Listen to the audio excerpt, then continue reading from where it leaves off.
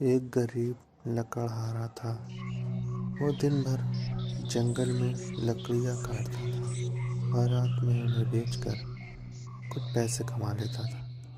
लेकिन उसकी जिंदगी बहुत गरीबी में कट रही थी। सर्दी में उसके पास कंबल भी नहीं था और वह ठिठुर ठिठुर कर रात काटता था और गरीबी में दिन काट रहा था। तभी एक दिन वह रोज की तरह जंगल में लकड़ी काटने गया। तभी उसे एक पुराना बहुत बड़ा पेड़ दिखाई दिया जो बहुत पुराना लग रहा था। उसे देखकर उसने सोचा, चलो इसी से लकड़ियाँ काट लेता हूँ, क्योंकि इसकी लकड़ियाँ काफ़ी मोटी हैं और इससे मुझे अच्छे पैसे मिल जाएंगे।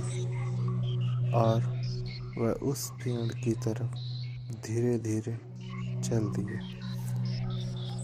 तभी उसे कुछ दूरी पर फुसफुस की आवाज़ सुनाई दी और वो एकदम से चौंक गया और उसने इधर उधर देखा और फिर चल दिया। फिर से लकड़ी काटने में वो के लिए पेड़ की तरफ वो चल दिया और वो लकड़ी काट ही रहा था। तभी एक गड्ढे से एक सांप बाहर आ गया और उस लकड़हारे ने उस सांप को जैसे ही देखा तो वो डर कर तुरंत पेड़ पर चढ़ गया। कुछ देर तक पेड़ पर बैठने के बाद वह सांप वहाँ से जब चला गया, उसके बाद लकड़हारा आसपास देखने लगा। तभी उसने वहाँ पर एक बहुत बड़ा गड्ढा देखा और वह उत्सुकता बस उस गड्ढे की तरफ जाने लगा। उसने गड्ढे में जैसे ही जाने की कोशिश की, वह फिसल गया और वह फिसलते फिसलते दूरी पर फुसफुस की आवाज़ सुनाई दी और वो एकदम से चौंक गया और उसने इधर उधर देखा और फिर चल दिया। फिर से लकड़ी काटने में वो के लिए पेड़ की तरफ वो चल दिया और वो लकड़ी काट ही रहा था। तभी एक गड्ढे से एक सांप बाहर आ गया और उस लकड़हारे ने उस सांप को जैसे ही देखा तो वो डर कर तुरंत पेड़ पर चढ़ गया। कुछ देर तक पेड़ पर बैठने के बाद वह सांप वहाँ से जब चला गया, उसके बाद लकड़हारा आसपास देखने लगा।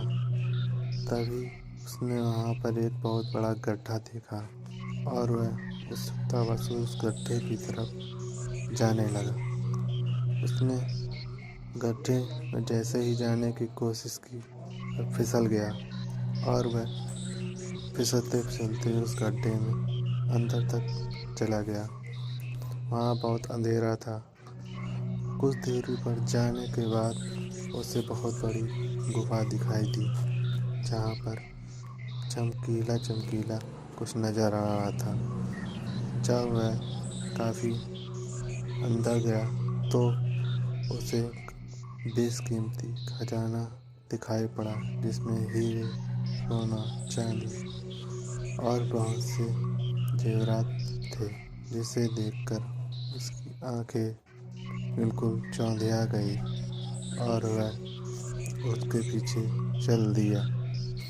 उसके बाद उसने वहाँ से कुछ सोना उठा लिया और वहाँ से भाग गया। इसके बाद उसकी मानो जिंदगी बदल गई और उसने ये सोना बाजार में जाकर बेच दिया।